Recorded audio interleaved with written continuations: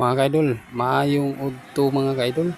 So, dinhi sa barangay Nalipuga mga kaidol, doon natay taas-taas nga traffic mga kaidol. Gikag abandon paingon ngadto sa eskwelahan sa dinhi sa Dalipuga mga kaidol.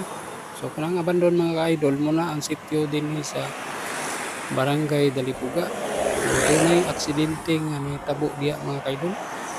Oh, gabangga ang auto mga kaidol o kining flammable nga 10-wheelers truck mga kaidol. O rabios man siguro na nga auto mga kaidol, color pula. So mo ni nga medyo traffic yun ang ato ang national highway din sa barangay Dalipuga mga kaidol. Kay wala man gyud damha mga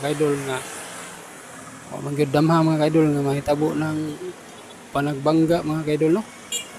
Kay wa man gyud kitang mga tawo mga kaidol, wa man kita mangandoy hinana nga mga panghitabo mga kaidol.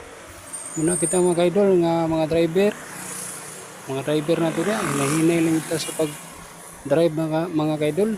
Ingat lang kita mga kaidol. Di lang kayo ta magtanto magdali mga kaidol kay para wala joy